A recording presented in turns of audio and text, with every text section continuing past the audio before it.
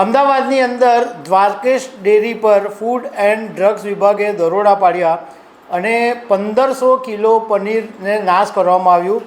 ત્યાં ગાડીથી પનીરમાં જે ભેળસેળ કરવામાં આવતી હતી એ palmolein oil, industrial grade acetic acid એવી ઘણી બધી વસ્તુઓ પણ સાથે સાથે જપ્ત કરવામાં આવી।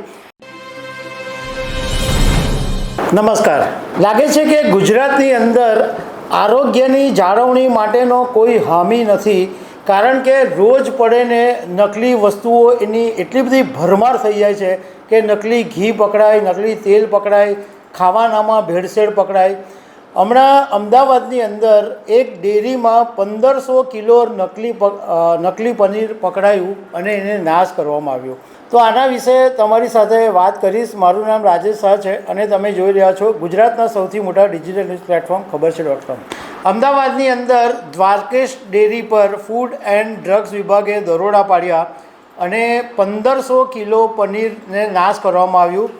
ત્યાં ગાડીથી પનીરમાં જે ભેળસેળ કરવામાં આવતી હતી એ palmolein oil, industrial grade acetic acid એવી ઘણી બધી વસ્તુઓ પણ સાથે સાથે જપ્ત કરવામાં આવી અને આ દ્વારકેશ ડેરીનો માલિક છે જિગ્નેશ બારોટ। હવે આ જે પનીરને સિન્થેટિક રીતે તૈયાર કરવામાં આવતું હતું અને એની અંદર બગડેલું દૂધ, લોટ, ડિટર્જન્ટ પાવડર, પામોલિન તેલ, ગ્લિસરોલ, મોનોસ્ટેરેટ પાવડર, સલ્ફ્યુરિક એસિડ આ બધું મિક્સ કરીને બનાવવામાં આવતું હતું, જે આરોગ્યને જબરજસ્ત નુકસાન કરે છે। આમ ઓરિજિનલ જે પનીર હોય એ આરોગ્ય માટે ઘણું બધું ફાયદાકારક છે, એને કારણે આરોગ્યને ઘણા લોકોને ફાયદા થતા હોય, પરંતુ આ નકલી પનીર છે એ આરોગ્યને બહુ જ નુકસાન કરે છે।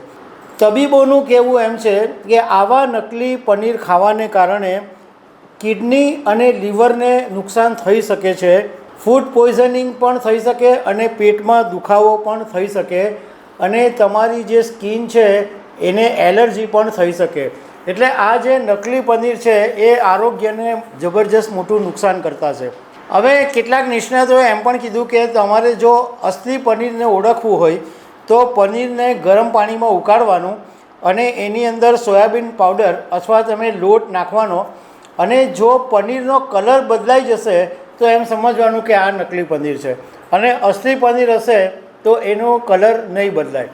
આ તો અમદાવાદમાં 1500 કિલો પકડાયો, જેની લગભગ 3.5 લાખ રૂપિયા જેટલી કિંમત હતી, પરંતુ હમણાં થોડાક દિવસ પહેલાં જ સુરતના પૂણા સારોલી વિસ્તારમાંથી 150 કિલો ઘી પકડાયેલું અને રાજકોટની અંદર થોડા સમય પહેલાં એક આખી ફેક્ટરી પકડાયેલી જે પનીરનું બનાવતી હતી અને એના પનીર છે એ રાજકોટની જાણીતી હોટલોમાં સપ્લાય પણ થતા હતા। કહેવાનો મતલબ એમ છે કે હવે એવી પરિસ્થિતિ આવીને ઊભી રહી ગઈ છે કે ઘર સિવાય કોઈ વસ્તુ બહારની ખાવી નહીં જોઈએ, કારણ કે દરેક વસ્તુની અંદર ભેળસેળ છે। મસાલાની અંદર ભેળસેળ બી સામે આવે છે, હોટલોમાં વસ્તુ બને છે એમાંય ભેળસેળ સામે આવે છે।